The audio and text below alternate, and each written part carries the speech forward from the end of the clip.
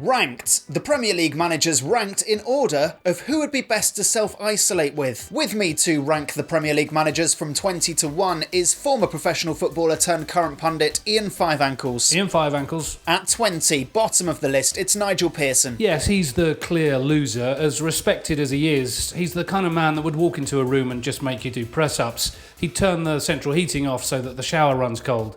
He'd make your coffee so strong it would beat you down and steal your wallet. It's a definite no. 19, Mikel Arteta. He's a lovely guy, but he'd hog the bathroom doing his hair for his many Zoom chats. At 18, Dean Smith. Yes, if Pearson is overbearing, then Smith is underbearing. You'd spend your whole time going, who's that? Every time you passed each other in the corridor. At 17, Brendan Rodgers. I suppose his relaxation CD would be quite comforting. Relax. Yes, but sharing a house is all about getting off on the right foot, and I worry that Brendan Rodgers straight away would hand you a sealed envelope and say, the person written in here will seriously disappoint me. Plus, imagine having that giant portrait of himself hanging in your house. I mean, you'd struggle to sleep at night knowing that was watching over you, wouldn't you? Controversially low, it's Roy Hodgson. He's the kindest man in football. He speaks like 12 languages, and I bet he bakes bread without even having to look at a recipe on Instagram. Yes, but that's the danger. You'd be totally spherical, full of carbs by the end. Best to avoid Uncle Roy. At 15, Daniel Farke. He would just sit in his room watching old VHS copies of DuckTales. At 14, Jose Mourinho. A terrible person to live with. He'd recite your daily routine before you'd even got up just to psych you out, and he'd spend the evenings hidden in your laundry basket. Yes, with no room to put your dirty underwear. Plus he'd treat your house like a hotel, having lived in one himself for so long. And he'd constantly be buying things, telling you your own furniture's not good enough. And then a week later he'd say the newly bought furniture is not good enough and he's going to have to buy some more in 6 months' time. Chris Wilder. Down-to-earth bloke.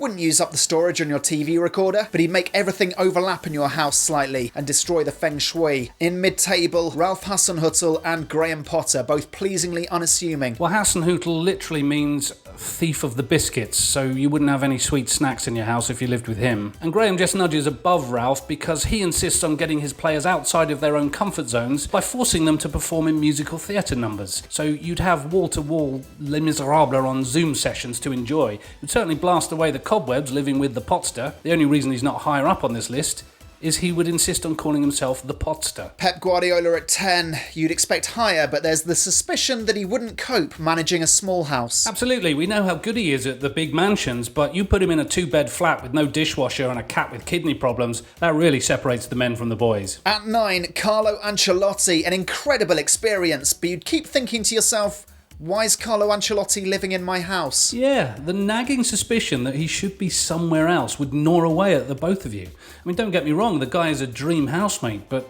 at the end of the day, you both know he just shouldn't be there. Eddie Howe at 8, young, enthusiastic, loyal, great buying groceries on a small budget. Yep, but it will start to turn pear-shaped if it goes on too long. Frank Lampard at 7, he says something very funny, but then immediately follows it up with something very serious, and that keeps you on your toes. Yeah, always fun, never threatening.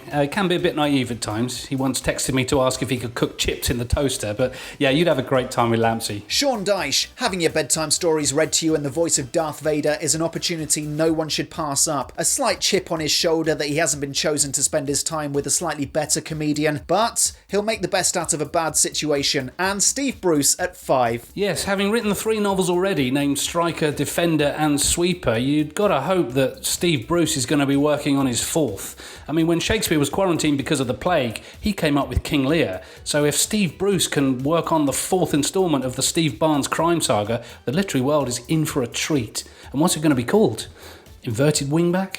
In the hole? I mean, if you're watching, Steve, you can have either of those. I, for one, cannot wait. Sean Dyche could narrate the audiobook. At 4, occupying, surprisingly, a Champions League place, it's Ole Gunnar Solskjær. Yeah, who cares if he's completely the wrong man for the job? The guy's got an amazingly weird Scandinavian Mancunian accent, and his face, he just looks like someone who's being constantly tickled. David Moyes at 3, so high up because he's genuinely making a difference to his local community at the moment, and that should be praised. At 2, just missing out, it's Jurgen Klopp. The hugs sure would be comforting, Ian. Yeah, the hugs and the sheer ruddy enthusiasm. I think even if you kept repeating the phrase, this season will be declared null and void and Liverpool will still be searching for their first title in 30 years, he'd just keep smiling back at you.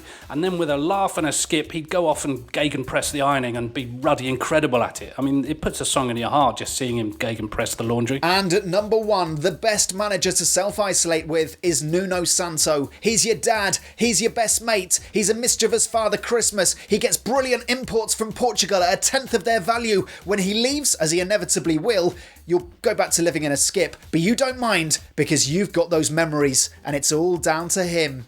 Nuno Santo, number 1. Agree? Disagree? Let us know in the comments below. See you next time. Bye!